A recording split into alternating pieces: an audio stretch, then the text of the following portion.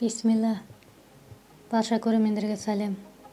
YouTube көрек арнаның дамуына үлес қосып, лайк басып, пікір қалдырып тіркеліп отырыңыздар. Панкреатит ұйқы безі ауру туралы ақпарат. Аурудың пайда болу себебі дұрыс тамақтанбау, шамадан тыс ашты жеу, қатты күйген, майлы тағамдар, фастфуд өнімдерін көп тұтыну, алкогольді ішімдіктер және дәріден улану стресс болып табылады. Аурудың белгілеріне сол жақ қабырғаның батып ауруы, сол жақ төс тұсының ауруы, жайсыз түс көру, үрей және ұйықтай алмау, дөңбекшу жатады. Кейбір жағдайларда сол жақ төс тұсы қатты ысуы мүмкін. Аурудың алдын алмаса, бауыр, асқазан, өттің қызмет жасауына кедергі келтіреді, бұзады.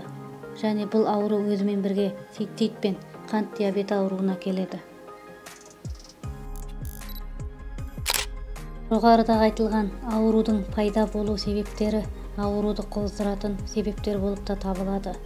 Қарбыз жеу ауруды қоздырады, және де уайымға бату, ашулану, стресс бұл ауруды қоздырады.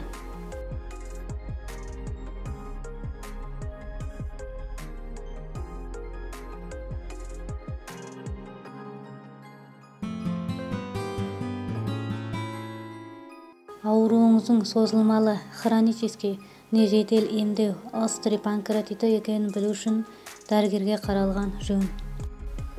Дегенмен дәрігер ұсынатын панкреатин, мезем тағы басқа дәрілер тек тамақты жедел сіңдіруге көмектескенмен ауруды емдемейді, және олардың құрамында шошқа ДНК-сы бар. Әуелі Аллаға сеніңіз.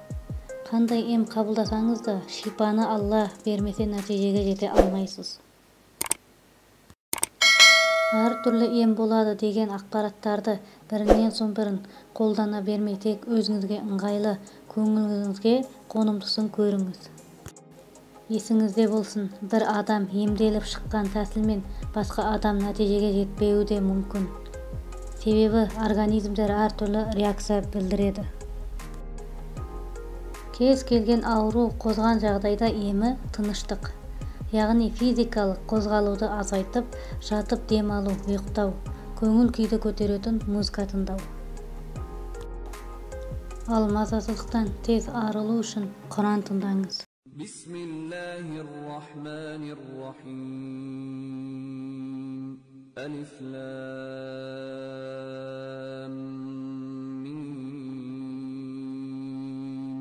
ذلك الكتاب لا ريب فيه هدى للمتقين الذين يؤمنون بالغيب ويقيمون الصلاة ومما رزقناهم ينفقون والذين يؤمنون بما أنزل إليك وما أنزل من قبلك وبالآخرة هم يوقنون أولئك على هدى من ربهم وأولئك هم المفلحون.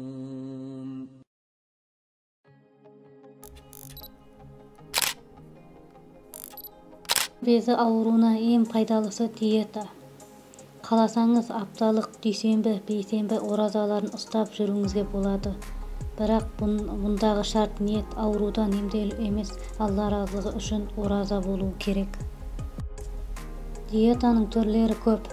Бірінші, екінші, үшінші, төртінші, бесінші стол деп аталады. Сіздің жағдайыңызға қарай диетаны дәрігеріңіз бекітіп береді. Ал үй жағдайында емделгіңіз келсе, майлыны аз тұтыныңыз.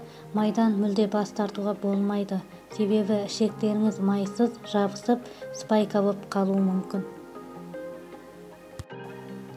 Ауру қатты қозған кезде тек су ішіп, мүлде ашығу керек. Ең азы 1 күн, көбі 3 күн немесе жазылғанша. Панкреатитпен қоса асқазанда гастриті бар адамдарға аш жүру қауіпті. Себебі гастрит аш қалғанда қозады. Бұндай жағдайда тек кешкі асты жеңіз. Майсыз, тек суға тамақ пісіріп жеңіз. Өте аз мөлшерде жегеніңіз дұрыс. Кәбет болу үшін дәмдеуіш препараттарды қоссаңыз болады. Осы тәсілмен иншалла аурудың қозуын 1-2 күнде тоқтатуға болады. Есіңізде болсын, аурудың қозуын тоқтатқан соң бірден тыңқия тойуға асықпаңыз. Жайымен аз мөлшерде қалыпты тамақтануға көшіңіз. Бұл кеңестер сіздерге пайдалы болса, немесе осы дерттен айыға алмай жүрген таныстарыңыз, жақындарыңыз, туыстарыңыз болса, видеоны бөлісіп таратып отырыңыздар. Сіздермен болған YouTube көрейік арнасы. Ауырмаңыздар.